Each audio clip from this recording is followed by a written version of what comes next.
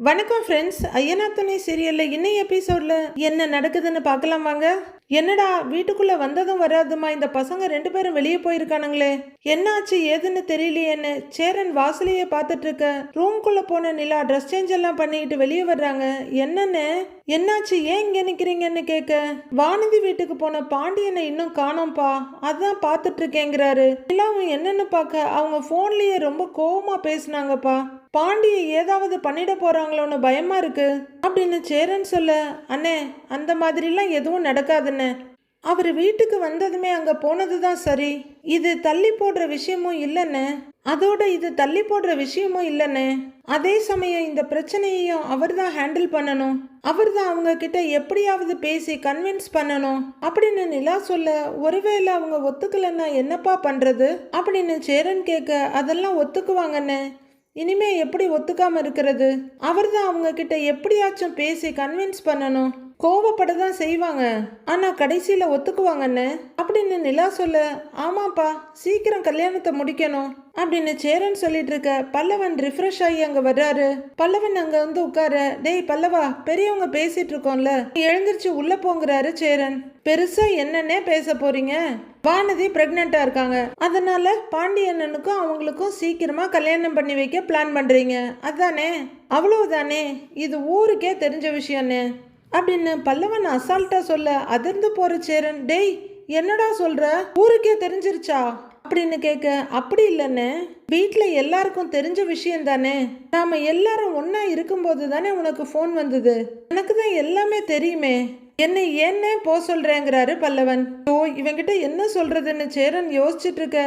வெளியில சத்தம் கேக்குது. சோழன் இப்படி இப்படின்னு பார்க்க என்னன்னுங்கிறாங்க நிலா, அதோ வந்துட்டாங்க பாரு அப்படின்னு பல்லவன் சொல்ல, பாண்டி உள்ளர நுழைய பின்னாடியே கெக்கே பிக்கேன்னு வாய் மூடி சிரிச்சுக்கிட்டே வர்றாரு சோழன். பாண்டி பேசாம உட்கார போக, ஏய் பாண்டி வாடாங்கிறாரு சேரன். சோழன் வாய் மூடி புசு புசுன்னு சிரிச்சிட்டு இருக்க, டேய் சும்மா இருடாங்கிறாரு பாண்டி.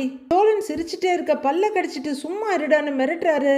சோழனால அப்பவும் சிரிப்பை நிறுத்த முடியாம சிரிக்க, டேய் என்னடா ஆச்சு சிரிச்சுட்டே இருக்கிற அப்படின்னு சோழன் சேரன் கேட்க, ஒன்னும் இல்லைங்கிறாரு பாண்டி. என்னடா பாண்டி சொல்லிடட்டுமா அப்படின்னு சோழன் சிரிக்க, சும்மா இருடாங்கிறாரு அவரு. எதுக்கு இப்ப சிரிச்சுக்கிட்டே இருக்கீங்க, போறப்ப பயந்துகிட்டே போனீங்க, இப்ப என்னங்க இப்படி சிரிக்கிறீங்க அப்படின்னு நிலா கேட்க, சோழன் சத்தமா சிரிச்சுட. பாண்டிக்கும் சிரிப்பு ஒட்டிக்குது. சும்மா இருறான்னு பாண்டி மிரட்டிட்டு இருக்காரு. டேய் பல்லவா உங்க அண்ணனுங்க ரெண்டு பேருக்கு ஏதோ ஆயிடுச்சுடா அப்படின்னு நிலா சொல்ல, நான் சொன்னதை கேட்டா நீங்களே இப்படிதான் சிரிப்பீங்க அப்படின்னு சோழன் சொல்லிட்டு சிரிக்க, டேய் சும்மா இருடா நான் போறேன் அப்படின்னு பாண்டி அங்கிருந்து நகர போக, ஏ இருடா எங்க எஸ்கேப் ஆக பாக்குற அப்படின்னு புடிச்சு நிறுத்திட்டு சிரிச்சிட்டு இருக்க, விடுடான்னு கைய புடுங்குறாரு அவரு. அண்ணே நாங்க வானதி வீட்டுல இருந்து தான் வர்றோம் அப்படின்னு சோழன் சொல்ல, ஏன்னு மிரட்டுறாரு பாண்டி. அவங்க வீட்டுல ஏதாவது சண்டை ஆயிடுச்சாடா அப்படின்னு சேரன் கவலையோட கேட்க, அண்ணே சண்டைக்கு எதுக்குன்னே நாங்க இப்படி சிரிக்க போறோம் அப்படின்னு சோழன் கேட்க, அப்போ கல்யாணத்துக்கு ஒத்துக்கிட்டாங்களான்னு ஆர்வமா கேக்குறாரு சேரன். அதுக்கும் சோழன் வாய மூடிட்டு சிரிச்சிட்டு இருக்காரு. டேய் அப்படின்னு பாண்டி சொல்ல, அதுவும் இல்லைன்னுங்கிறாரு சோழன். ஹலோ என்னன்னு சொல்லிட்டு தான் சிரிங்களேங்கிறாங்க நிலா. மறுபடியும் சிரிச்சுக்கிட்டே பாண்டிய பாக்குற சோழன், சொல்லவான்னு கேக்குறாரு. டேய் சொல்லுடா பாண்டி அப்படின்னு சேரன் கேட்க, அண்ணே வானதி பிரெக்னென்டாலாம் இல்லைன்னு அப்படின்னு பாண்டி சொல்ல, சத்தமா சிரிக்க ஆரம்பிச்சிடுறாரு சோழன். என்னது அப்படிங்கிற மாதிரி சேரன் நிலாவை பார்க்க, நிலாவும் குழப்பமா எல்லாரையும் பார்த்துட்டு இருக்காங்க. சோழன் பாண்டியோட தோல்ல சாஞ்சிட்டு சிரிக்க, புரியலையேடாங்கிறாரு சேரன். புரியலையா, இதுக்கு மேலெல்லாம் என்னால் எதுவும் சொல்ல முடியாது போனேன் அப்படின்னு பாண்டி போய் உட்காந்துடுறாரு. ஆனா நான் அப்பவே நினைச்சேன், என் தம்பி அவ்வளோ பெரிய அப்பா டக்கர்லாம் இல்லையே அப்படின்னு அப்பவே எனக்கு ஒரு டவுட் வந்துச்சு, அதான் அவன் பின்னாடியே போனேன், அங்க போய் பார்த்தா அப்படின்னு சோழன் மறுபடியும் விழுந்து விழுந்து சிரிக்கிறாரு. டென்ஷன் ஆகுற பாண்டியன், டேய் கொஞ்சம் அடங்க மாட்டியாடான்னு தலையில மட்டுன்னு ஒரு அடி வைக்கிறாரு. பத்தாவது பாண்டியன், இன்னொரு 4 வைங்க, முட்டாள்தனமா உங்க மேல பழி போட்டதுக்கும் இப்ப கெக்கே பிக்கேன்னு சிரிக்கிறதுக்கும் சேர்த்து 4 சப்பு சப்புன்னு வைங்க. இருடா சொல்ல விடுறா, எதுக்குடா அடிக்கிற அப்படின்னு சோழன் சொல்ல, டேய் என்ன தாண்டா சொல்றீங்க, ஒண்ணுமே புரியலடா, ஒழுங்கா சொல்லுங்கடா அப்படின்னு சலிச்சு போய் கேட்குறாரு சேரன். அண்ணே வானதி பிரெக்னென்டாலாம் இல்லை, நாம ஊருக்கு போனது தெரிஞ்சு அவ வீட்டில் அவளுக்கு அவசரமா கல்யாணம் ஏற்பாடு பண்ணி கோவிலுக்கு கூட்டிட்டு போயிட்டாங்களாம், அதுல இருந்து எப்படி தப்பிக்கிறதுன்னு தெரியாம வானதி பிரெக்னண்டா இருக்கேன்னு பொய் சொல்லியிருக்கு அப்படின்னு சோழன் சொல்ல 3 பேரும் ஆன்னு பாத்துட்டு இருக்காங்க. என்னடா சொல்றேன்னு சேரன் கேட்க சோழன் சிரிச்சிட்டு இருக்க. நிஜமாவான்னு கேக்குறாரு. ஆமாண்ணே அப்படின்னு சோழன் சொல்றாரு. ஆனா பாண்டி ரொம்ப பதட்டமாவே இருந்தாருன்னு இதுதான் விஷயம்னு சொல்லியிருக்கலாம்ல அப்படின்னு நிலா கேக்குறாங்க. அவன் எப்படிங்க சொல்லுவான்?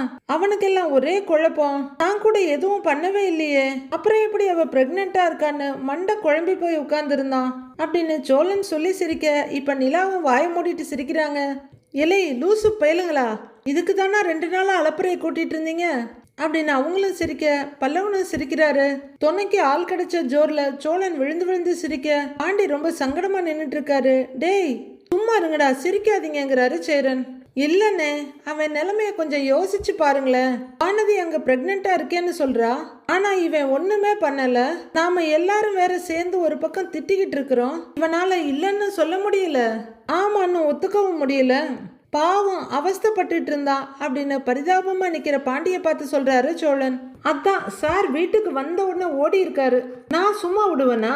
நான் தான் பின்னாடியே போயிட்டேன்ல. அந்த பொண்ணுகிட்ட பேசி விஷயத்தை தெரிஞ்சுக்கிட்டதுக்கு அப்புறம் தான் சாரு நிம்மதியாவே இருக்காரு அப்படின்னு சோழன் சொல்ல நிலா வாய் விட்டு சிரிச்சிட்டு இருக்காங்க. அப்பாடா இதுதான் விஷயமான சேரனும் மெல்லிசா சிரிக்கிறாரு. அநியாயம் சொல்லி பல்லவனும் சிரிக்க ஏங்க சிரிக்காதீங்கிறாரு நிலாவை பார்த்து பாண்டி. சாரி ஓகே அப்படின்னு விழுந்து விழுந்து சிரிக்கிறாங்க நிலா. டேய் இந்த விஷயம் அவங்க வீட்டுக்கு தெரியுமாடான்னு சேரன் கேட்க இப்பதான் தெரியும். பாண்டி ஊர்ல இருந்து வர்ற வரைக்கும் வானதி இந்த பொய்யை மெயின்டைன் பண்ணிட்டு இருந்திருக்கிறா.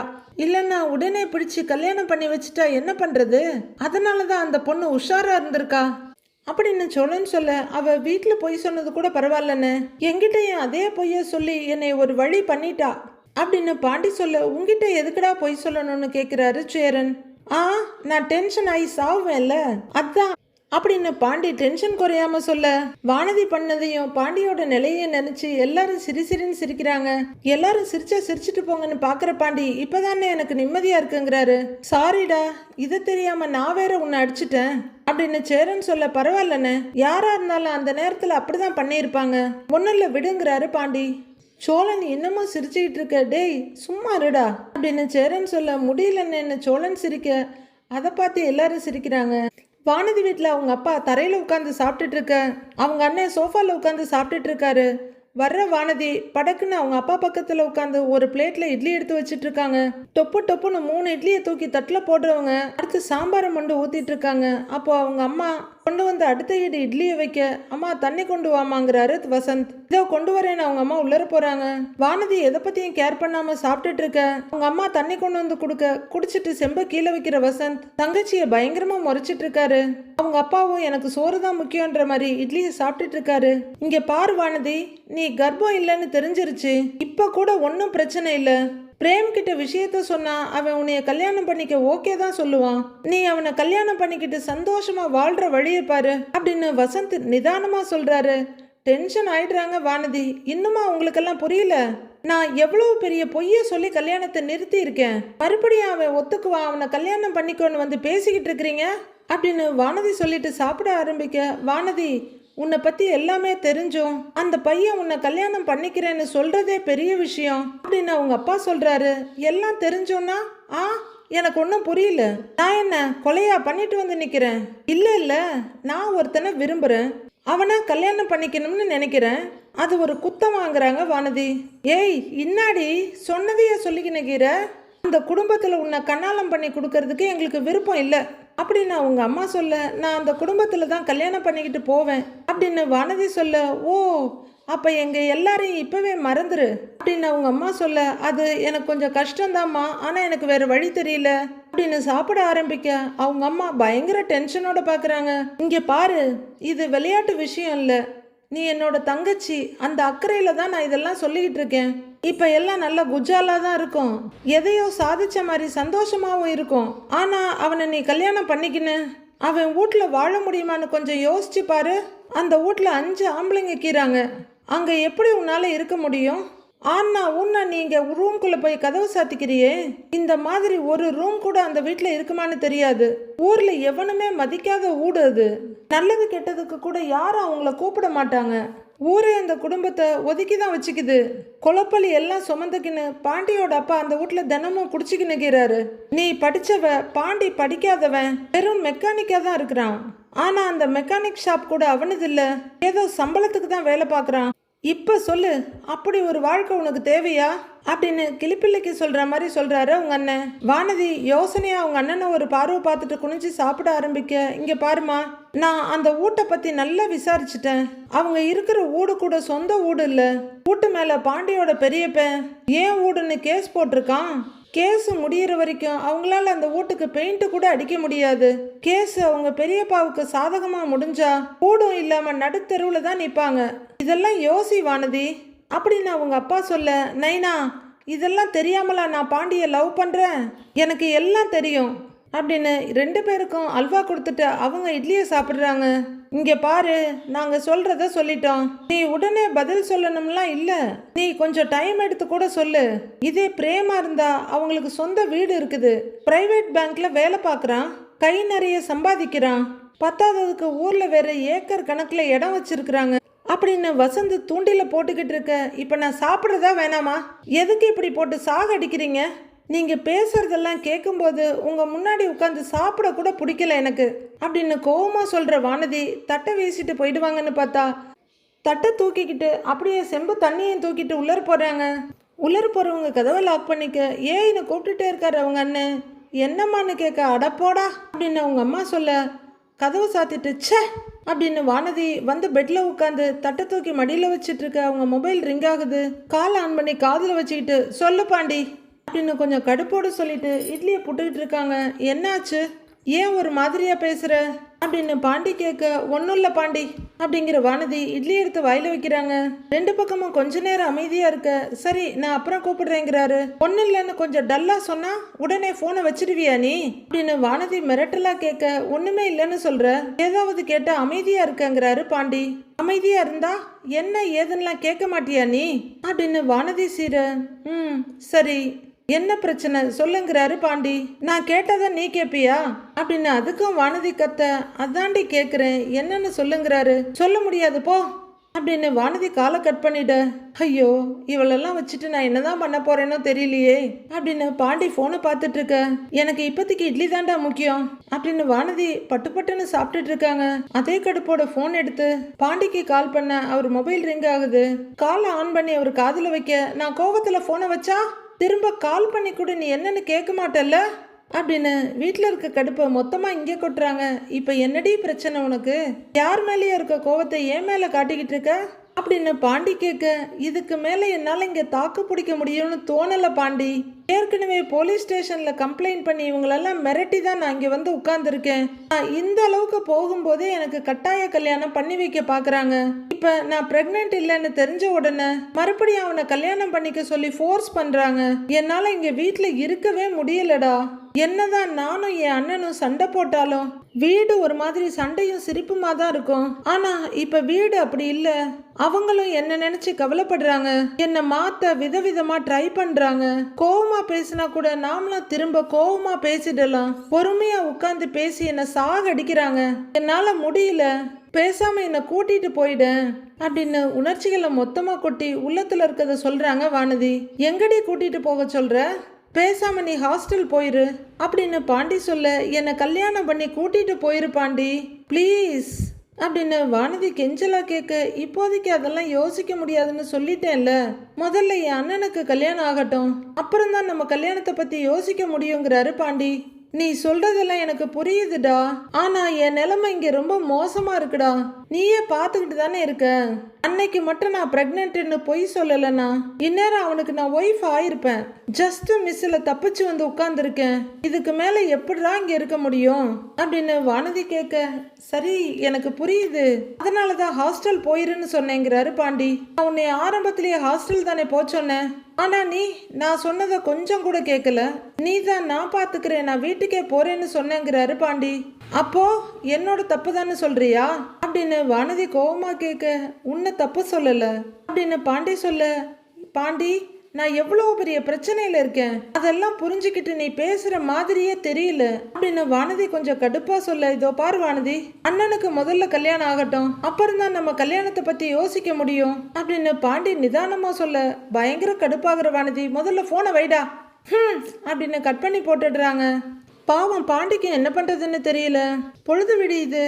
சோழனும் பாண்டியும் சேர்ந்து போட்டோஸ் எல்லாம் பார்த்துட்டு இருக்காங்க. டே இதை பாரு, அதை பாரு, அதை பாரு, சூப்பர்ல அப்படின்னு சோழன் கேட்டுட்டு இருக்க. அண்ணே என்னண்ணே, ஊர்ல எடுத்த போட்டோஸா அப்படின்னு பல்லவன் கேட்டுக்கிட்டே வர. ரெண்டு பேரும் ஆமாண்டாங்கிறாங்க. அதுல நல்லா இருக்க போட்டோஸ் எல்லாம் எனக்கு அனுப்பி விடுனே அப்படிங்கிற பல்லவன் கண்ணாடி முன்னாடி நின்று முடிய கோதிக்கிட்டு இருக்க. சரிடாங்கிறாங்க. மறுபடியும் ரெண்டு பேரும் இங்கே பாருன்னு போட்டோ பார்த்துட்டு இருக்காங்க. அப்போ நிலா ரூம்ல இருந்து வெளியே வர. அண்ணி குட் மார்னிங்கிறாரு பல்லவன். குட் மார்னிங்டா அப்படின்னு நிலா சொல்ல, எப்பவுமே எழுந்திருக்கிறத விட இன்னைக்கு லேட்டா எழுந்திரிச்சிருக்கீங்க போலங்கிறாரு பல்லவன். பயங்கர டயர்டா இருந்துச்சுடா, அதான் தூங்கிட்டேன். 4 நாள் வெளியில தங்கணும்ல, சரியா தூக்கமே வரல. வீட்டுக்கு வந்து படுத்ததும் தான் நல்லா தூக்கம் வந்துச்சு அப்படின்னு நிலா சொல்லிட்டு இருக்க. சேரன் காஃபியோட வர்றாரு. பாத்தியாடா, இங்க வந்து படுத்தாதான் நிம்மதியா தூக்கம் வருதுன்னு சொல்றா. அப்படின்னா என்ன அர்த்தம் அப்படின்னு சோழன் கேட்டுட்டு இருக்க. டேய் எனக்கு கூட அங்க சரியா தூக்கம் வரலடா, செம்ம கொசுக்கடி, அதுதான் காரணமா இருக்கும்னு பாண்டி சொல்ல. டேய் போடா பைத்தியம், இந்த வீட்டை அவ வீடா பாக்குறாடா, இங்க அவளுக்கு எவ்வளவு கம்ஃபர்டபுளா ஃபீல் பண்ணா இப்படிலாம் சொல்லுவா அப்படின்னு சோழன் பெருமைப்பட்டுட்டு இருக்க. கரெக்டு தான், நீ எதையும் பண்ணி கெடுக்காம இருந்தா சரிதான் அப்படின்னு பாண்டி சொல்ல, எல்லாம் என் நேரண்டாங்கிற மாதிரி முறைக்கிறாரு சோழன். அவரு நிலாவை பார்த்து வலிஞ்சிட்டு நின்றுட்டு இருக்க. நீ இன்னைக்கே ஆபீஸ் போகணுமாப்பாங்கிறாரு சேரன். ஆமாண்ணேன்னு ரொம்ப சலிப்பா சொல்றாங்க நிலா. என்னங்க இப்படி அழுத்துக்கிட்டு சொல்றீங்கிறாரு சோழன். 4 நாள் நல்ல ஜாலியா இருந்துட்டேன், இப்ப மறுபடியும் ஆபீஸ் போகணும், அதை நினைச்சாதான் கொஞ்சம் கடுப்பா இருக்குங்கிறாங்க நிலா. விடுங்க, இந்த மாதிரி அடிக்கடி ட்ரிப்பை போட்டுருவோங்கிறாரு சோழன். அவ்வளோ லீவெல்லாம் ஆபீஸ்ல கொடுக்க மாட்டாங்க, இதோட 4-5 மாசம் கழிச்சுதான் அடுத்த லீவுங்கிறாங்க நிலா. சரி அப்ப இன்னொரு 4-5 மாசத்துல சூப்பரா ஒரு ட்ரிப்பை போட்டுருவோம் அப்படின்னு சோழன் சொல்ல. அப்படின்னு சந்தோஷமா தலையாட்டுறாங்க நிலா. வரேன்னு அப்படின்னு சொல்ல. சரிப்பா போய் குளிச்சுட்டு வான்னு சொல்ல கையில ட்ரெஸ்ஸோட போறாங்க நிலா. டேய் இந்தடா குடிடான்னு பல்லவன் கிட்ட ஒரு டம்ளரை கொடுத்துட்டு பாண்டி டம்ளரை கூடன்னு குடிச்ச டம்ளரை வாங்கிட்டு போறாரு சேரன். டேய் பாத்தியாடா அப்படின்னு போறா, அதுக்கு என்ன அர்த்தம்னு கேட்க. போடா நீயும் அர்த்தம் ஒன்று தூணு துப்பிட்டு போறாரு பாண்டி. பாண்டியை முறைச்சிட்டு சோழன் பின்பக்கமா போலான்னு திரும்ப வெளியில கார் சத்தம் கேக்குது. அப்படியே திரும்பி பாக்குறாரு, யார் அதுன்னு. ராகவ் கார்ல இருந்து இறங்கிக்கிட்டு இருக்க. இந்த மாங்காய் மடை எதுக்கு இங்க வர்றான், இவன் வேற அப்படின்னு முனகிக்கிட்டே சோழன் முன்பக்கமா வர. ராகவ் பின்னாடி திரும்பி பார்த்துக்கிட்டே இறங்கி வர்றாரு. சோழன் எதிரில் வந்து ஹாய்னு சொல்ல இவரும் ஹாய்னு சொல்லிட்டு ஷூவை கழட்டிட்டு இருக்காரு. அப்படியே நிமிந்து உங்க கசின் நல்லா இருக்காங்களான்னு ராகவ் கேட்க.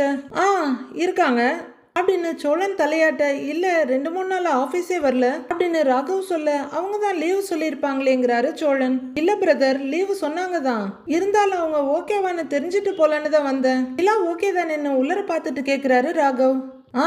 அவங்க ஓகே தான், நீங்க இதுக்காக உங்க வேலையெல்லாம் விட்டுட்டு இங்க வந்தீங்க, நீங்க போய் உங்க வேலையை பாருங்க அப்படின்னு சோழன் வழிய மறிச்சிட்டு நின்னுட்டு சொல்ல. அப்படிலாம் இல்ல அப்படின்னு ராகவ் சொல்லிட்டு இருக்கும் போதே பின்கட்ல இருந்து வர்ற சேரன் வெளியே நிக்கிறத பாத்துடுறாரு இவங்க 2 பேரையும். ராகவ் ஏதோ பேசிட்டு இருக்க. நீங்க ஆபீஸ் போங்க அப்படின்னு சோழன் சொல்லிட்டு இருக்க. நேரா சேரன் வெளியே வந்து வாங்க எப்படி இருக்கீங்க அப்படின்னு கைய கொடுக்க. நல்லா இருக்கேன் ப்ரோங்கிறாரு அவரு. ஏன்பா வெளியவே நின்னுட்டு இருக்கீங்க, உள்ளர வாங்க அப்படின்னு சேரன் கூப்பிட. இல்ல சும்மா அப்படியே அப்படின்னு ராகவ் தயங்கிட்டு இருக்க. வெளியவே நிக்க வச்சுதான் பேசுவியா, உள்ளர கூப்பிடலாம்ல, நீங்க வாங்க உள்ளர போலாம் வாங்க அப்படின்னு ராகவ கூட்டிகிட்டு போறாரு சேரன். ஏன் நிக்கிறீங்க உள்ளர வாங்கன்னு சோழன்ட்டு சொல்லிட்டு ராகவ் உள்ளர போக.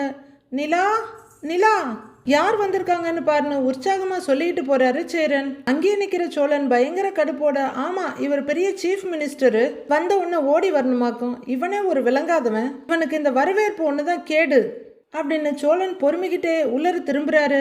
சேரன் சேர் எடுத்து போட ராகவ் சிரிச்சிட்டு இருக்க. வாங்குவாங்க அப்படின்னு பாண்டியும் பல்லவனும் கூட அவர்கிட்ட பேசிட்டு இருக்காங்க. நிலா வாப்பா, யார் வந்திருக்காங்கன்னு பாருன்னு சேரன் சொல்ல. நிலா ரூமை திறந்துட்டு வெளியில வர்றாங்க. ராகவை பார்த்துட்டு ராகவ் நீங்க எங்க இங்கேங்கிறாங்க. இல்ல 2-3 நாளா ஆபீஸ் வரல அப்படின்னு ராகவ் சொல்ல. அதான் நான் லீவ் சொல்லியிருந்தேனேங்கிறாங்க நிலா. சொன்னீங்க, இருந்தாலும் ஒரு மாதிரி டென்ஷனா இருந்துச்சு அப்படின்னு ராகவ் சொல்ல. ஏன் என்னாச்சுன்ற மாதிரி நிலா பார்க்க. கடுப்போட பார்த்துட்டு இருக்காரு சோழன். அதான் நீங்க ஓகேவா, நல்லா இருக்கீங்களான்னு கேட்டு போலன்னு தான் வந்தேன். நல்லா இருக்கீங்க தானே அப்படின்னு ராகவ் கேட்க, நான் நல்லா தான் இருக்கேன் அப்படின்னு நிலா சொல்லிட்டு இருக்க. பேசிட்டு இருங்க, நான் போய் டீ எடுத்துட்டு வந்துடுறேன்னு சேரன் கிச்சன் பக்கம் திரும்புறாரு. இல்ல வேண்டான்னு அவரு சொல்லிட்டு இருக்கிறதுக்குள்ளேயே சேரன் கிச்சனுக்கு போயிடுறாரு. ஏங்க உடம்புக்கு எதுவும் பிரச்சனை இல்லையே அப்படின்னு ராகவ் கேட்டுட்டு இருக்க. ஐயோ ஸ்கோர் பண்றானே, எப்படி தடுக்கிறதுன்னு தெரியலையே அப்படின்னு சோழன் முழங்கிக்கிட்டு இருக்க. நான் நல்லா தான் இருக்கேன் ராகவ். ஃபேமிலியா எல்லாரும் குலதெய்வ கோவிலுக்கு போயிட்டு வந்தோம், அதான் 4 நாள் லீவ் கேட்டேங்கிறாங்க நிலா. ஓ ஓகே சரி, ஜேர்னிலாம் எப்படி இருந்ததுங்கிறாரு ராகவ். நல்லா இருந்துச்சு அப்படின்னு நிலா சொல்லிட்டு இருக்க. இந்தாங்க டீ எடுத்துக்கோங்கன்னு நீட்டுறாரு சேரன். ஓ தேங்க்யூ அப்படின்னு ராகவ் டீயை குடிச்சிட்டு இருக்க. அண்ணன் தம்பி 3 பேரும் ஒரே லைன்ல நின்று பார்த்துட்டு இருக்காங்க. ஒரு சிப் குடிக்கிற ராகவ், பிரதர் டீ ரொம்ப நல்லா இருக்கு சீரியஸான்னு சொல்ல சேரன் தேங்க்ஸுங்கிறாரு. ரொம்ப முக்கியம் அப்படின்னு சோழன் பொறுமைக்கிட்டு இருக்க. அண்ணன் சூப்பரா போடுவாரு அப்படிங்கிறாங்க நிலா. நிலா நீங்க ஓகே தானே என்ன மறுபடியும் கேட்கிறாரு ராகவ். ஆ அப்படின்னு நிலா தலையாட்ட. நீங்க தான் பாக்குறீங்கல்ல அவங்க நல்லா தானே இருக்காங்க. இங்க இருக்கிற திண்டுக்கல்லுக்கு தான் நாங்க போனோம். இப்படி நீங்க கேள்வி கேட்கிற அளவுக்கெல்லாம் எதுவும் இல்லைங்கிறாரு சோழன். என்ன அப்படின்னு சேரனை பார்த்து முறைக்க அவரும் ஆமான்னு தலையாட்டுறாரு. இவர் ஜாடையை பார்த்துட்டு. அதுவும் பத்தாதுன்னு பக்கத்துல நிக்கிற தம்பிங்க 2 பேருக்கிட்டே டேய் என்னங்கடான்னு கேட்க அவங்க 2 பேரும் ஆமாங்கிறாங்க. அப்ப நான் தான் தேவையில்லாம பயந்துட்டேன் போல இருக்குங்கிறாரு ராகவ். நீங்க இவ்வளவு தூரம் வந்திருக்கணும்னு அவசியமே இல்லையே, நானும் இன்னைக்கு ஆபீஸ் வந்திருப்பேங்கிறாங்க நிலா. அப்படியே ராகவும் நிலாவும் பேசிட்டு இருக்க. இவங்க 4 பேரும் சுத்தி நின்று வேடிக்கை பார்த்துட்டு இருக்காங்க. சோழன் பயங்கர கடுப்போட பார்த்துட்டு இருக்க. ராகவ் பேச நிலா சிரிக்க, நிலா ஏதோ பேச ராகவ் சிரிக்க. இப்படியே 2 பேரும் மாறி மாறி பேசிட்டு இருக்க. சோழன் கொல்ல வெறியோட பார்த்துட்டு இருக்காரு. ராகவ் பக்கத்துல போறவரு எக்ஸ்கியூஸ் மீ அதை கொடுங்கன்னு கேட்க அவரு டீ கப்பை கொடுக்குறாரு. வாங்கி பக்கத்துல வச்சுட்டு சட்டையை பின்னாடி தள்ளி விட்டுட்டு டேய் எழுந்துருடாங்கிறாரு சோழன். என்னங்கிற மாதிரி ராகவ் அதிர்ந்து போய் பார்க்க நிலாவும் அதிர்ச்சியோட பாக்குறாங்க. டேய் எழுந்துருடாங்கிற அப்படின்னு சட்டையை கொத்தா பிடிச்சு தூக்குறாரு சோழன். சோழன் அப்படின்னு ராகவ் அதிர்ச்சியா கூப்பிட சோழன் அப்படின்னு நிலாவும் கூப்பிடுறாங்க. ஏண்டா நானும் பார்த்துக்கிட்டே இருக்கேன், நீ பாட்டுக்கு நிலா கிட்ட பல்ல காட்டி சிரிச்சுக்கிட்டே இருக்க. அவ லீவு சொல்லிட்டு தானே வந்தா, அப்புறம் நீ எதுக்குடா இங்க எங்க வீட்டுக்கு வந்த? என்ன ஸ்கோர் பண்ண பாக்குறியா அப்படின்னு நெத்தியாலே அவரோட நெத்தியில இடிச்சிட்டு சட்டையை கொத்தா பிடிச்சிட்டு இருக்காரு. எல்லாரும் நின்ன இடத்துல நின்னே கைய நீட்டிட்டு ஐயோ சோழன் டேய்னுட்டு இருக்காங்க. டேய் வருவேன் நீ வருவீங்க அப்படின்னு ராகவ தள்ளிக்கிட்டே போய் கதவு பக்கத்துல வச்சு நங்குன்னு மண்டையில கொட்டுறாரு. வருவியாடா அப்படின்னு தலையாலேயே இடிச்சிட்டு தரையில தள்ளி விடுறாரு. ராகவ் தரையில விழுந்து கிடக்க காலாலேயே எட்டி உதைக்கிறாரு சோழன். அடுத்து சேர தூக்கிட்டு ஏய் அப்படின்னு கத்த எல்லாரும் பதறி போய் பாக்குறாங்க. சோழனோட கண்ணு 2 பயங்கர கோபத்துல இருக்கு. கண்ட்ரோல் பண்ணிட்டு நிக்க. ஓ இது நம்ம மனசுல இருக்க ஆசைன்னு அவருக்கு தெரியுது. அவங்க பேசிட்டு இருக்கத சிரிப்போட பாத்துட்டு இருந்த சேரன் அப்படியே திரும்பி தம்பிய பார்க்க அவரு சந்திரமுகி ஜோதிகா மாதிரியே நிக்கிறாரு. பார்த்து பயந்து போய் சோழா அப்படின்னு கூப்பிட்டு இருக்க. பாண்டியும் பல்லவனும் கூட அவரை பாக்குறாங்க. ஆக்சுவலி நல்லா இருந்தது அந்த ஊரு அப்படின்னு நிலா பேசிட்டு இருக்க. மறுபடியும் டேய் சோழான்னு கூப்பிடுறாரு சேரன். அசையாம அதே மாதிரி மொழிய வச்சுட்டு நிக்க. டேய் அப்படின்னு பாண்டி ஒரு பக்கமும் அண்ணே அப்படின்னு பல்லவன் ஒரு பக்கமும் அவரை தட்ட சுயநினைவுக்கு வர்றாரு சோழன். அண்ணன் கூப்பிடுது பாருடான்னு பாண்டி சொல்ல சோழன் சேரனை பாக்குறாரு. என்னடா தரையவே வெறிச்சு பாத்துக்கிட்டு இருக்க அப்படின்னு சேரன் கேட்க. ஒன்னும் இல்லைண்ணே அப்படின்னு சமாளிக்கிறாரு சோழன். அங்க இருந்த இடமெல்லாம் கூட நல்லா இருந்தது, எல்லாரும் நல்லா என்ஜாய் பண்ணோன்னு நிலா சொல்லிட்டு இருக்க. அப்படியா அப்படின்னு ராகவ் சிரிச்சிட்டு இருக்க. ச்சே இவன் இன்னும் இங்கேதான் இருக்கானா அப்படிங்கிற சோழன் முறைச்சுக்கிட்டே டே இருடா அப்படிங்கிற மாதிரி ஒரு எட்டு எடுத்து வைக்கிற யோசனையில இருக்காரு. நிலா ஏதோ டீட்டெயில் சொல்லிட்டு இருக்க. அப்படியே ராகவ் கேட்டுட்டு இருக்காரு. டேய் உன் மூஞ்சிலேயே அப்பட்டமா தெரியுது, கொஞ்சம் அடக்கி வாசிங்கிறாரு பாண்டி.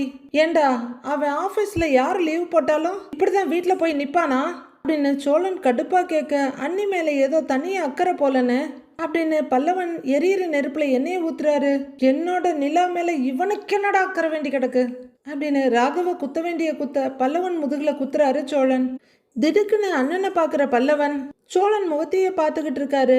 கொஞ்ச நேரம் கழிச்சு என்ன லிப் மட்டும் அசையுது, வார்த்தையவே காணோங்கிறாரு. கெட்ட வார்த்தைடா, அதெல்லாம் நீ கேட்க கூடாது போங்கிறாரு சோழன்.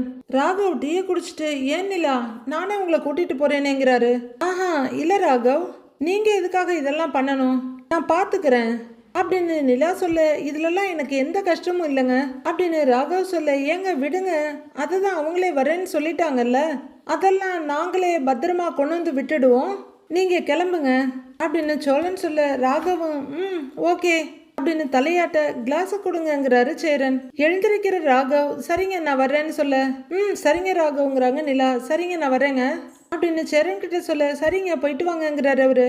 ராகவ் சோழன் பக்கத்துல வந்து அவரோட கையை பிடிச்சி உங்க கசினை கொஞ்சம் பத்திரமா பாத்துக்கோங்க வர்றேன் அப்படின்னு பயங்கரமா வழிஞ்சிட்டு போக ஐயையோ அப்படின்னு பல்லவன் சொல்லிட்டு இருக்காரு. அட போடாங்க அப்படிங்கிற சோழன் டேய் முதல்ல நான் அவளோட கசின் இல்ல ஹஸ்பண்ட் இவங்கிட்ட சொல்றேன்டா அப்படின்னு சோழன் வேகமா ஒரு எட்டு எடுத்து வைக்க என்ன இருண்ணே அண்ணி ஏதாவது தப்பா நினைச்சுக்க போறாங்கன்னு அப்படின்னு பல்லவன் சொல்ல டேய் விடுறான்னு கைய புடுங்கிக்கிட்டு அவ என்ன நினைச்சாலும் பரவாயில்ல நான் இன்னைக்கு சொல்லியே தீருவேன்.